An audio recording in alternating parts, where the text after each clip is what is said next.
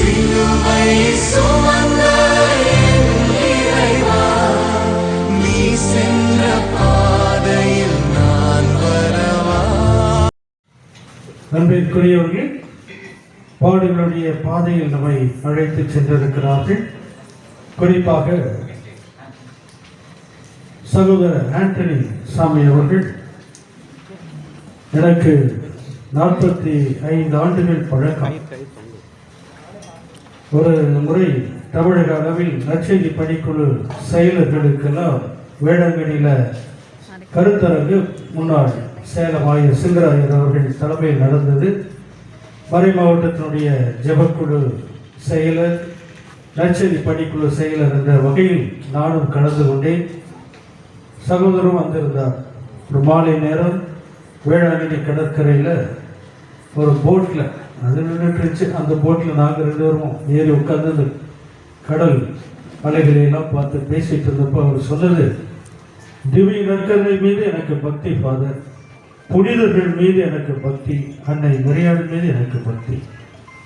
நிறைய புனிதர்களை பற்றி நான் படிக்கிறேன், சொல்லுகிறேன் என்று சொன்னார்.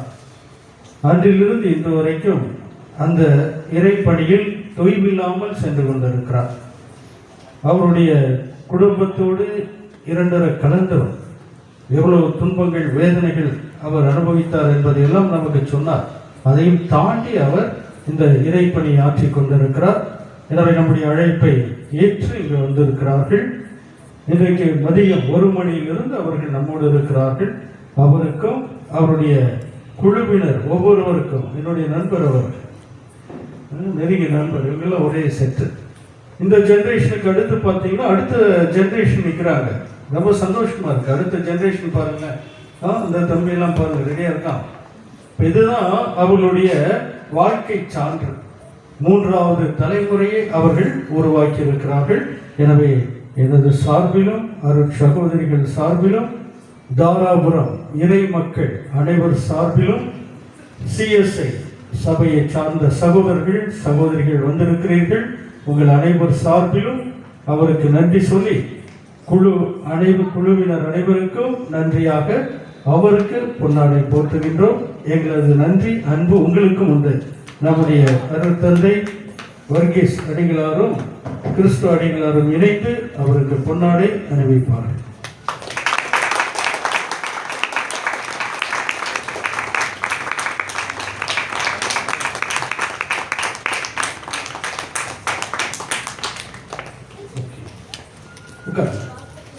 இன்னும் ஒரே செய்தி தான். 1995 காட்டூரில் கிறிஸ்தவர் ஆலயத்தில் உதவி பங்கு தந்தை நான் ஃபாதராகி 2வது ஆண்டு தான்.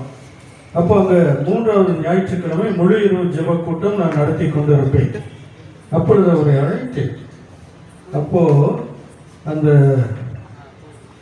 நேசரையும் திரு பாதம் அமர்ந்து அந்த பாடலை அவர் பாடினார்.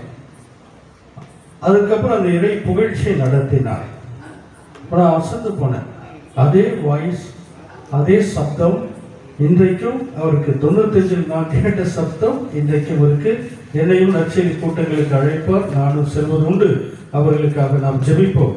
அடுத்தது நம்முடைய பங்கினுடைய இளைஞர்கள், அன்பு தம்பிகள், அவர்கள் நேற்றைய தினம் இந்த ஸ்கிரீனெல்லாம் எங்களுக்கு மறைச்சு கொடுக்கணும்னு கடந்த வாரம் அவர் வந்தப்போ சொன்னாங்க. நான் காளிபாளையம் போயிட்டு வரங்களே எல்லாம் பண்ணிட்டாங்க. அதனால ஒரு கரவுடைய எழுப்பி அன்பு தம்பிகள் நன்றி சொல்லுவோம். அதே போல இன்னைக்கு அவங்க கூடயே இருக்காங்க. நான் கேட்குறேன், சாப்பிட போலையா மதியம் கேட்டால் போக மாட்டேன்றாங்க. அவங்க வந்ததுக்கு அப்புறம் அவங்க எல்லாம் அங்கே மண்டபத்தில் செட்டில் பண்ணிட்டு அதுக்கப்புறம் போய் சாப்பிட்டுட்டு வந்தாங்க. ஈவினிங் டீ, இப்போ உணவு எல்லாமே பரிமாறுவதற்கு இளைஞர்கள் தம்பிகள் காத்திருக்காங்க. அவங்களுக்கு நன்றி. அதே போன்று இந்த செலவினங்களை எல்லாம் ஏற்றுக்கொண்ட குடும்பத்தார், பெயர் சொல்ல வேண்டாம் என்று சொன்னார்கள், பெரிய தொகை கொடுத்திருக்கிறார்கள். அவர்களுக்கு அந்த குடும்பத்தாருக்கும் மனமார்ந்த நன்றிகள். இன்னும் பல்வேறு வகையில் எனக்கு உதவி செய்த அனைவருக்கும் நன்றியை தெரிவித்துக் கொள்கிறேன். எழுந்து நிற்போம். எனக்கு அருமையான சகோதர சகோதரிகளே, இந்த நாளிலும் கூட இந்த சிலுவை பாதை தியானத்தை நடத்த ஆண்டவர் இயேசு அனுக்கிரகம் பண்ணினார். முதலாவது இயேசுவுக்கு நாங்கள் நன்றி செலுத்துகிறோம். அருமையான பங்கு தந்தையை குறித்து நான் உங்களுக்கு சொல்ல வேண்டும் என்று சொன்னால், அவர் பழகுவதற்கு இனிமையானவர். அவர் எப்பொழுதுமே சிரித்த முகத்தோடு எங்களை வரவேற்பார்கள். நற்செய்தி பணி வாழ்விலே எங்களுக்கு ஊக்கம் கொடுத்து லே பிக்சர்ஸ்களை அவர் ஆதரிக்கிற நல்ல உள்ளம் கொண்ட அருட்தந்தை. எனவே இந்த வாய்ப்பை இந்த நாளில் எங்களுக்கு கொடுத்தவர் எங்க போனாலும் எனக்கு ஒரு வாய்ப்பு கொடுப்பார்கள். அதன்படியாக இந்த இடத்துல நற்செய்தி பணியாற்ற வாய்ப்பு கொடுத்த அருட்தந்தை அவர்களுக்கு எங்களுடைய கிறிஸ்து ஜோதி கத்தோலிக்க வல்லமை ஊழியத்தின் சார்பாக மனமார்ந்த நன்றிகளையும் ஜெபங்களையும் நாங்கள் உரித்தாக்கி கொள்கிறோம். அருட்தந்தைகள் அவர்களுக்கும் நன்றி செலுத்துகிறோம். ஃபாதருக்கு இப்பொழுது எங்களுடைய அன்பை காட்டும் வண்ணமாக கொண்டாடி அனுப்பிக்கிறோம். தந்தையர்களுக்கு ஒன்றும் கொண்டு வர முடியல.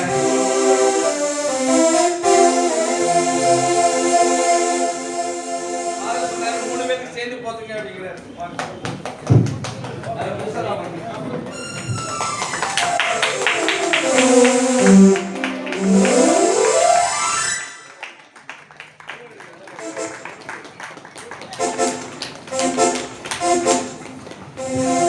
எனவே தந்தை அவர்களுக்கு எங்களுடைய மனமார்ந்த நன்றிகளை மீண்டும் ஒரு விஷயமாக நாங்கள் தெரிவித்துக் கொள்கிறோம். Thank you father. தந்தையாம் தெய்வத்தை நாங்கள் ஆராதிக்கிறோம், வணங்குகிறோம், ஓட்டுகிறோம். தந்தையாம் தெய்வமே, நீர் எழுந்தருளிவாரோ. ஆண்டவராகிய இயேசுவே, உம்மை போற்றுகிறோம், புகழ்கிறோம். உலக ரட்சகரே, இறங்கி வாரோ. உன்னத மீட்பரே, இயேசு மகாராஜா, நீர் வாரோ. நீரே எங்களை அரவணைத்து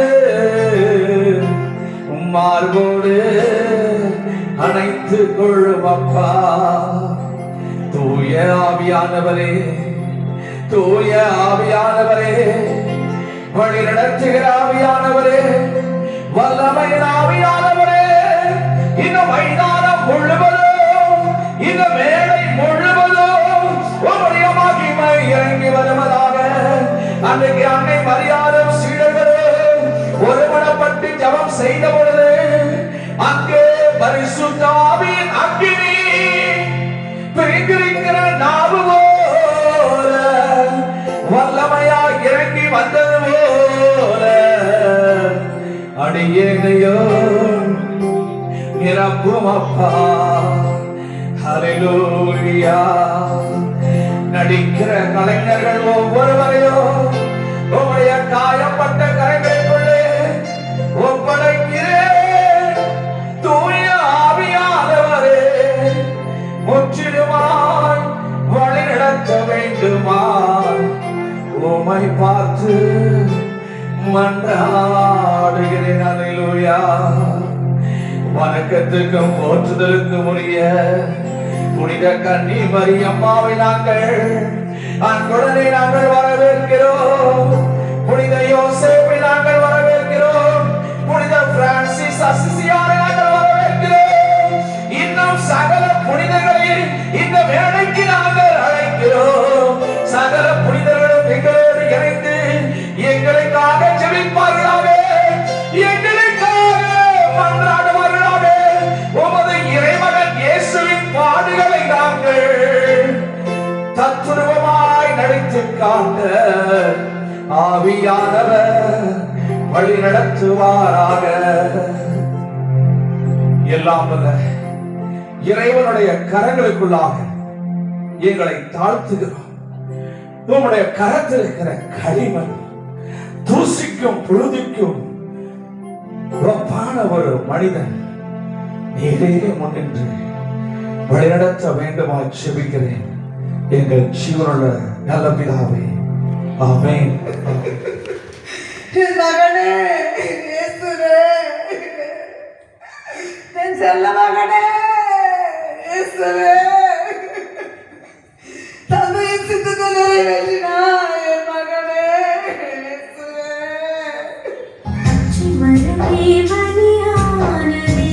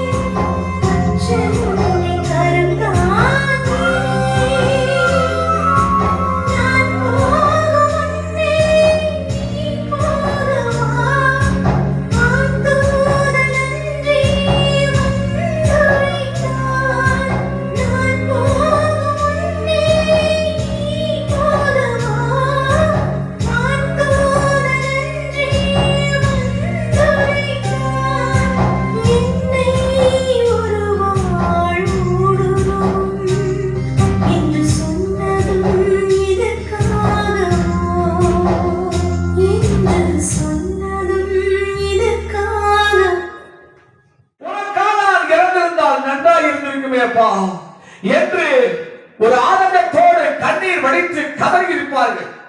2013ஆம் ஆண்டு என்னுடைய இளைய சகோதரன், எனக்கு அடுத்த சகோதரன் கொடிய கார் விபத்திலே இறந்து போனார். என் தாய் மிகவும் துக்கப்பட்டு கண்ணீர் விட்டு கதறினார்கள். ஏன்னா அவனுக்கு மேல ரொம்ப பாசம் எங்க அம்மாவுக்கு. அவன் திருமணம் ஆகாமலே ஊழியம் செய்தான். எனவே அவன் மீது ரொம்ப பாசம் அம்மாவுக்கு. இவன் கல்யாணம் செய்யாமல் இருக்கானே என்று சொல்லி அவன் இறந்த பிற்பாடு தாயை தேற்றவே முடியவில்லை. நல்லடக்கம் நடைபெற்றது. அடுத்த நாள் காலையிலே தாயை காணவில்லை. அப்படியே நாங்க தேடி பார்க்கிறோம். நம்ம சுங்க ஆசி கல்லறையில என்னுடைய சகோதரனுடைய குளிமேட்டிலே உட்கார்ந்து, என் மகனே உனக்காக நான் பலியாக இருந்தால் நன்றாக இருந்திருக்கவே என்று சொல்லி அழுது கொண்டிருந்தார்கள். அப்பொழுது தாயை நாங்கள் வீட்டுக்கு அழைத்துக் கொண்டு வந்தோம். அதுதான் தாயினுடைய பாசம், தாயினுடைய நேசம். ஒரு பெற்றோருக்கு முன்பாக ஒரு குழந்தை இறந்து அடக்கம் பண்ணப்படுவது என்பது கொடூரமான அனுபவம். என் மகளை அடக்கம் பண்ணுகிற பொழுது நான் எல்லாரும் மண்ண போட சொன்னாங்க. நான் போட முடியாது. அதுவே ஒரு கொடூரமான நிகழ்வு. யாருக்குமே இந்த உலகத்தில் நடக்கக்கூடாது. பெற்ற பிள்ளை முன்னாடி போறப்போ, அப்பா அம்மா அந்த குழந்தைக்கு மண்ணு போடுறப்போ பயங்கரமான வேதனை. இயேசு கிறிஸ்து சன் ஆஃப் காடா இருந்தாலும் என்னதான் இருந்தாலும் உங்க வயிற்றுல பிறந்தவர் இயேசு. அவங்களுடைய பாலை குடித்தவர். தாயினுடைய உள்ளம் பதறாமல் இருக்குமா? பரிதவிக்காமல் இருக்குமா? எந்த தாய் தான் சும்மா இருப்பா? செத்து போன வாலிபரை மடிமேல் கிடத்தி எவ்வளவு கண்ணீர் வடித்திருப்பார்கள், எத்தனை முறை மயங்கி இருப்பார்கள். இருந்தாலும் அவர்களுக்கு ஒரு விசுவாசம் இருந்தது. என் மகன் 3ஆம் நாள் உயிரோடு கூட எழுந்திருப்பார் என்கிற நம்பிக்கை, விசுவாசம் இருந்தது. நம்முடைய தாய் அன்னை மரியா விசுவாசத்தினுடைய தாய். எனவேதான் ஞாயிற்றுக்கிழமை காலையில அநேக பெண்கள் பரிமள தைலத்தை எடுத்துக்கொண்டு கல்லறைக்கு ஓடினார்கள் இருட்டோடு. அன்னை மரியா சென்றதாக திருமறை சொல்லவில்லை. எனக்கு அருமையானவர்களே, இன்னைக்கு அநேக கிறிஸ்துவர்கள் பேரளவு கிறிஸ்துவனாக இருக்காங்க. நல்ல நேரம் பார்க்கறது, கல்யாணம் முடிஞ்சிடும், ஆலயத்தை விட்டு வெளியே வரமாட்டாங்க. மண்டபத்தில் நிறைய பேர் காத்துட்டு இருப்பாங்க. ஏன்னா ராகு காலம் வந்துருச்சு. அந்த நல்ல நேரம் வந்ததுக்கு பிறகு போவாங்க. இன்னும் வீட்டுல புது வீடு கட்டினா பூசணிக்காய் கட்டி தொங்குறது, லாடத்தை அடிச்சு வைக்கிறது வீட்டுல, இதெல்லாம் கிறிஸ்தவர்கள் செய்கிற மூட பழக்கங்கள். எனவே கருமையானவர்களே, ஒரே சர்வேஸ்வரனை விசுவாசிக்கிறேன் என்று சொல்லிவிட்டு இன்றைக்கு பல காரியங்கள் கிறிஸ்தவர்கள் செய்து கொண்டிருக்கிறார்கள். ஆனால் நம்முடைய தாய் அன்னை மரியாவை பார்த்து நாம் கற்றுக்கொள்ள வேண்டும். அவர்கள் விசுவாசம் உள்ள தாய். எனவே நீங்கள் அறிந்து கொள்ள வேண்டிய காரியம், நமக்காக ஆலயத்திலே நற்கருணை ஆண்டவர் உயிரோடு இருக்கிறார். அந்த நற்கருணை பிரசனத்திலே நீங்கள் தங்கியிருந்து ஜெபிக்கிற பொழுது நற்கருணை ஆண்டவர் உங்களை வழிநடத்துவார். தாராமலை பக்கத்தில் தொட்டிப்பாளையம் இடம் இருக்கு. அங்க மிஷன் சென்டர் இருக்கு. சீரோ மலபார் சர்ச் அங்க இயங்கிக் கொண்டிருக்கிறது. அதுக்கு பின்னாடி சிஸ்டர்ஸ் கான்வென்ட் இருக்கு. அங்க 3 அருட்சகோதரர்கள் இருக்காங்க. அவங்க எனக்கு தெரிஞ்சவங்க. அவங்கள பார்க்கறதுக்காக ஒரு நாள் போனேன். அங்க போய் நின்ன உடனே சின்ன சாப்பல், சின்ன ரூம் தான். அங்க ஆண்டவருடைய நற்கருணை பிரசன்னம் என்னை அப்படியே இழுத்தது. சிஸ்டர், என்ன இந்த இடத்துல நிக்கவே முடியல, அவ்வளவு ஒரு நற்கருணை பிரசன்னம் இழுக்குது. என்ன? ஆமா எங்களுக்கும் தெரியுது என்று சொன்னார்கள். நற்கருணை ஆண்டவரை ஆராதித்து ஆராதித்து அந்த நற்கருணை ஆண்டவருடைய வல்லமை இன்றைக்கு உங்களுக்காக இருகரம் விரித்தவராய் நற்கருணை ஆண்டவர் என்னாலும் காத்து கொண்டிருக்கிறார். உங்களுக்கு ஒரு பிரச்சனையா? முழங்கால் படியிட்டு நற்கருணை ஆண்டவரிடத்திலே மன்றாடி பாருங்கள். உங்களுடைய காரியம் வாய்க்கும், உங்களுடைய கண்ணீர் துடைக்கப்படும். எனவே இந்த நாளிலே நற்கருணை ஆண்டவரை மகிமைப்படுத்துங்கள், நற்கருணை ஆண்டவரை கொண்டாடுங்கள், நற்கருணை ஆண்டவரிடத்திலே சென்று உங்கள் பிரச்சனைகளை சொல்லுங்கள். எனவே விசுவாசம் தவறின நேரங்களுக்காக மனபருந்தி மன்னிப்பு கேட்போம். எங்கள்